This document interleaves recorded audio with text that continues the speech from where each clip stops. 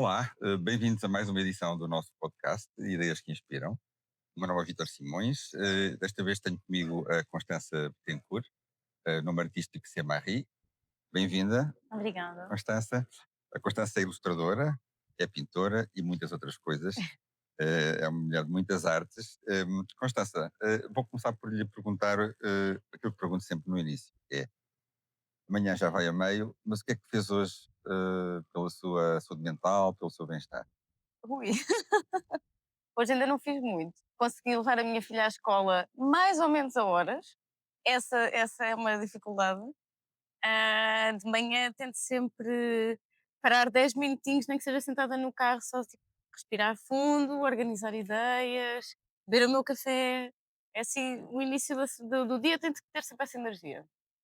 Como partilhava comigo que há pouco não é super fã de esquemas e de rotinas, eu imagino que mesmo essas rotinas familiares não sejam fáceis de, de gerir.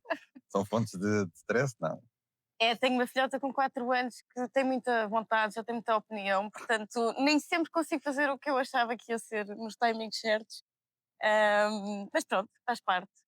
Mas o facto de ter opinião é algo que se calhar vem de família. É terrível, não é? Eu Né? incido super. A culpa é minha. Sempre partilhava comigo que sempre foi bastante opinativa, sempre Uhum. desenvolveu o seu espírito crítico. Isso é algo que sente desde sempre, trouxe-lhe vantagens, desvantagens. Fala um bocadinho sobre isso. É assim, tem momentos agridoces, não é? Mas eu acho que o facto, por uma coisa até muito tonta, mas que o facto de eu ser uma pessoa bem pequenina, tenho o meu metro e meio, literal. Eu acho que desde sempre que os meus pais incutiram a que isso não tenha que ser uma desvantagem, por assim dizer. E então sempre incentivaram a que eu tivesse uma voz e que opinasse e refilasse tudo o que fosse preciso, que não me cingisse ao meu tamanho, não é? E na escola eu era aquela aluna um bocadinho difícil às vezes, porque questionava os professores e de certa forma, e é uma coisa que ainda hoje me acompanha muito, é eu lido muito mal com a parte da injustiça, seja ela social, económica, política, e eu trago essa energia para todas as minhas relações, para o meu trabalho, e ou seja, o meu trabalho tem esse lado também relativamente ativista e preocupado em ter representatividade, porque eu, como sempre, achei que nós devíamos ter todos os mesmos direitos e os mesmos deveres e que devia haver mesmo uma linha de igualdade. Pronto, depois às vezes chocava assim de frente com algumas. Ali no regime da autarquia, não é? Portanto, Da havia ali algum autoridade. da autoridade, exato, eu disse autarquia, queria dizer autoridade, exatamente. Havia ali às vezes algum confronto, mas.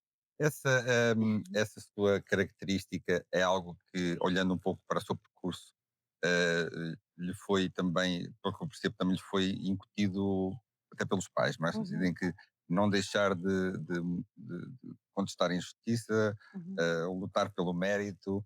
De onde é que vem esse exemplo? Eu acho que vem efetivamente dos meus pais, ou seja, porque sempre foram pessoas extremamente trabalhadoras, eles têm profissões muito dispares. A minha mãe é educadora, o meu pai é contabilista, e eu via a minha mãe todos os dias, mesmo que com muito trabalho, feliz por ir trabalhar, e o meu pai não tanto. Eu acho que eles sempre nos incutiram isto que o dinheiro vem e vai, a felicidade de ir acordar e querer ir trabalhar todos os dias, não. E então eu acho que os meus pais sempre nos motivaram muito a isto, de encontrar um caminho próprio, a mim e ao meu irmão, que eu tenho um irmão mais novo, mas que também seguiu uma linha super independente. hum, e acho que sempre nos incutiram isso, a procurar ser felizes, ter voz, ser presentes e não só trabalhar das 9 às 5 e pronto. Então, nesse caso, o exemplo que recolheu, se bem percebo, é que o trabalho não tem que nos definir. O trabalho até nos pode definir, e no meu caso eu acho que super que me define, mas tem que ser mais, não no sentido de ser uma obrigatoriedade, de ser uma coisa pesada, que bolas hoje é outra vez segunda-feira. Eu adoro que seja segunda-feira, eu adoro trabalhar, eu trabalho de segunda a segunda. E eu acho que, acho que é mais nesse sentido, de gostar do que se faz. Não lhe custou fazer fazer esta entrevista connosco à segunda. Não. Falando um pouco desses exemplos e do percurso que foi seguindo, sempre teve esse sinal positivo de lutar pelos seus direitos, Uhum. de não se deixar definir nem pelo género, nem pela Nem altura, pela altura. nem pela origem social. Uhum. isso depois influenciou as suas escolhas? A arte é um veículo fácil ou difícil para trabalhar esses princípios? Eu diria que para mim é o único real veículo é através da parte da arte, seja ela escrita, pintura, da música. Eu acho que o artista, hum, todo homem nasce artista, nem todos seguem a vocação, não é? Mas somos todos seres sensíveis, uns mais, outros menos. Eu acho que quem efetivamente escolhe este caminho, que é preciso muita sensibilidade e muita atenção, que não é um caminho assim tão fácil, ainda tem muitos contratempos. Eu acho que é quase que o nosso dever de ter que passar essas mensagens, sejam elas sociais, políticas, e nesse sentido, para mim, é a única maneira que eu vejo, e é-me natural, por assim dizer. Hum.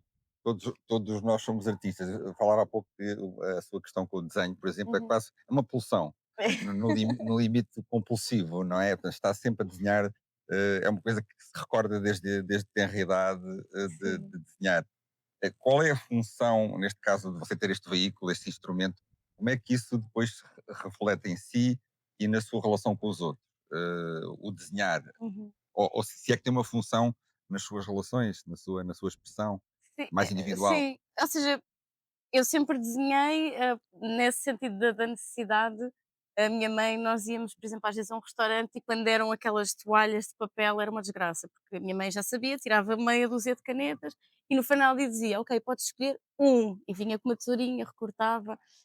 Portanto, eu sempre tive muito isso do desenho em mim. Nas relações, ou seja, eu tenho uma amiga que uma vez me disse: "Tu para pensar precisas desenhar", e essa acho que é das frases mais importantes que eu tenho comigo, porque é verdade, nunca me tinha realmente apercebido de que é um gesto que eu preciso para estar aqui quase uma espécie de uma meditação. E nesse sentido o desenho é só para mim. Só que percebi muito rápido que esse gesto, que para mim é uma necessidade, para outras pessoas desperta, outras coisas. Hum. E até posso partilhar aqui um bocadinho, não entrando em muitos detalhes, mas já recebi várias mensagens de pessoas a agradecer-me por aquilo que eu faço, e inclusive há pouco tempo tive uma pessoa ah, que não está a conseguir ser mãe, está a ser um processo muito complicado para ela, e ela encontrou por acaso uma ilustração minha. Ela disse: "A tua ilustração persegue-me há dias. Eu só consigo pensar naquela tua imagem", e inclusive eu depois disse: "Olha, precisa da sua morada, vou-lhe oferecer".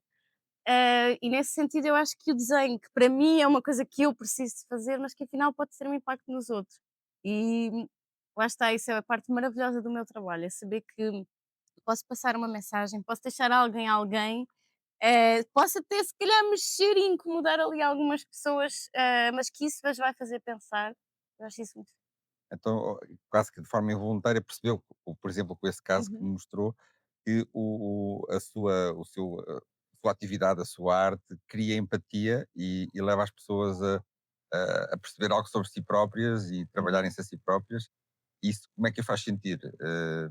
É algo que faz inconscientemente? É algo que toma como algo que quer dar de volta? Depende, ou seja, há ilustrações, por exemplo, ilustrações com uma carga mais política. Eu sei que aquilo vai impactar, eu sei que aquilo tem. Eu sou muito transparente nisto. Minha mãe diz sempre: "Olha, quem fala de política não faz amigos". Eu digo: "Não faz mal". Ou seja, há algumas ilustrações que eu sei que têm uma direção muito óbvia. Há outras que eu faço muitas vezes até quase voltando à primeira energia, é uma conversa comigo. Porque eu passei por algumas coisas depois da minha filhota ter nascido, porque eu própria me questionei enquanto mulher, enquanto mãe, tantas vezes neste percurso. Ah, e houve coisas que eu fiz para mim, e foi aquela a minha forma de retirar esse peso e essa dor ou essa dúvida de mim, e eu preciso de a materializar. Eu tenho muito este gesto do eu penso, eu idealizo, às vezes chamam-me impaciente, eu sei que sim, mas eu desde sempre preciso é muito de materializar as minhas ideias. Às vezes nem preciso que elas fiquem terminadas, por assim dizer, preciso só do gesto, Deitar cá para saiu, fora, não é? literalmente, deitar cá para fora. Como é que superou nessa questão, nessa pequena crise que teve do seu valor, do seu Uhum. papel, como é que conseguiu superar esse momento mais desafiante? Eu acho que é trabalhar. Trabalhar, para mim essa palavra não tem o peso, eu acho que tem Foi normalmente. pelo trabalho que superou? Sim, sim. Ah, É engraçado porque eu acho que nós nunca estamos a 100% na nossa pele, não é? E eu acho que foi o facto de eu ter passado ali um período mais difícil depois do nascimento da minha filha, que eu percebi que às vezes é preciso conhecer um lado mais pesado e escuro da vida para que então nós possamos reconhecer que é preciso a escuridão para descobrir a luz. Há uma imagem muito bonita que eu tive de quando ela depois de nascer, que foi ela é como uma luzinha que vem atrás da cerâmica e revela aqueles interstícios todos, as pequeninas coisas que estão quebradas na cerâmica, e ela é tipo uma luz que atravessa, e eu percebi que é nessas quebras que eu tenho que trabalhar e curar. E foi através muito do meu trabalho, e estou agora a passar uma série de peças outra vez, em que estou a libertar uma energia que há em mim que, às vezes, a parte do trabalho mais profissional, que é o que paga contas, não permite tanto Uhum. espaço, mas que este momento, de quando eu vou para o ateliê, e é só para mim. Porventura poderá chegar aquelas peças a outras pessoas, mas aquilo é só meu. Estava a usar estava a pensar nessa sua imagem da cerâmica e há uma técnica japonesa sobre, Exatamente, acho não tão é? linda. Sim, Que, sim, que, sim. reconstruir as peças partidas, e é nesse processo de reconstrução que aprendemos a ser mais fortes e aprendemos Uhum, a compreender melhor os outros, não é? Então estávamos a falar de luz e de sombras, como é que às vezes precisamos das sombras e das pequenas rachas na uhum, nossa vida para redescobrir a luz e a força para continuar a criar. No seu caso, superou isso com a sua arte, não uhum. teve que recorrer a nenhum tipo de terapia na altura? Ah, não, sim, fiz e faço, e é uma coisa que eu sou a pessoa que aconselha isso a toda a gente. Eu acho que a terapia é um sítio, para nós próprios, às vezes, nos conhecermos. Passamos tanto tempo preocupada em conhecer os outros, não é? E às vezes não paramos para pensar, então quem é que eu sou? Onde é que eu quero estar? Ou porque é que eu me sinto assim? Ahm, isso sim, foi uma parte muito importante da minha vida, e que volta e meia, quando preciso, volto lá.